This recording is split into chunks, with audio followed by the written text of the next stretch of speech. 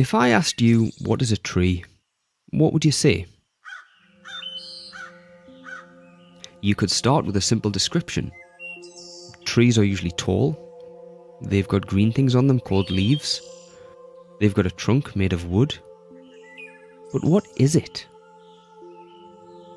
How might a plant scientist answer the question? They might describe the biological machinery that trap energy from photons.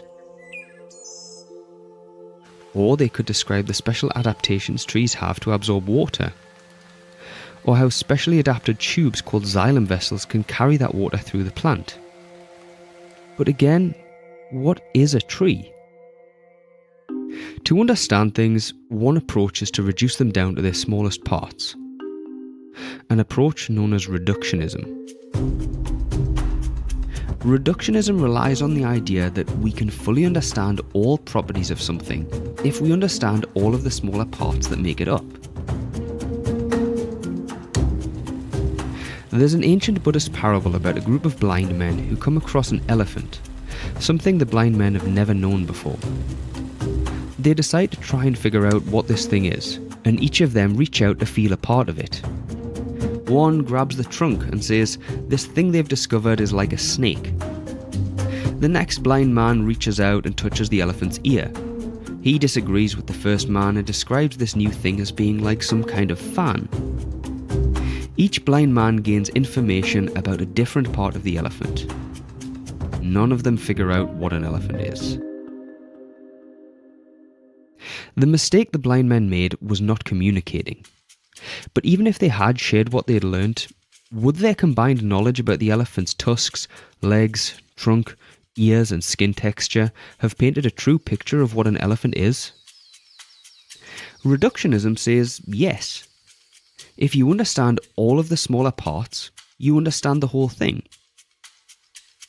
So what about the systems approach?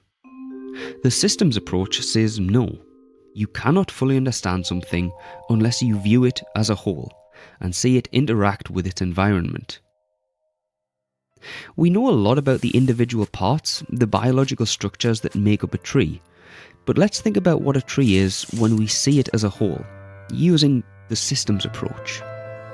A tree takes raw materials and uses them to provide food that supports an ecosystem. It offers shelter and shade. It provides the very oxygen that we animals breathe in every moment of our lives.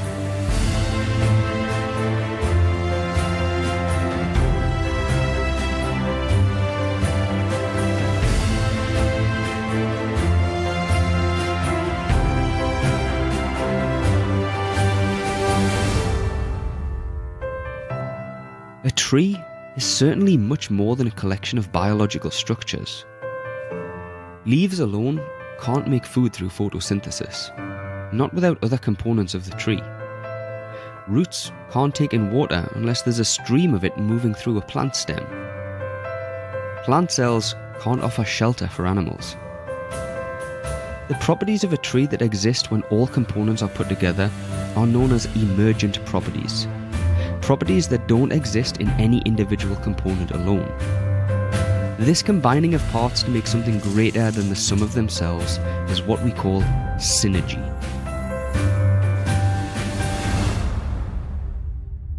To understand a tree, one expert might study the part of a leaf that traps light, while another might study the chemicals that make plants tilt towards the light, while another specialist might investigate the cells responsible for controlling the movement of essential nutrients.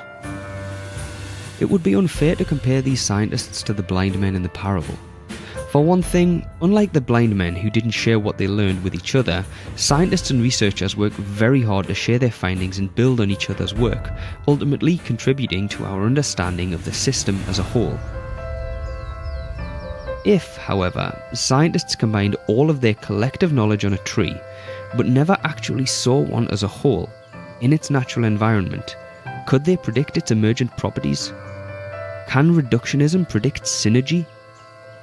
Maybe, but the systems approach actually observes it.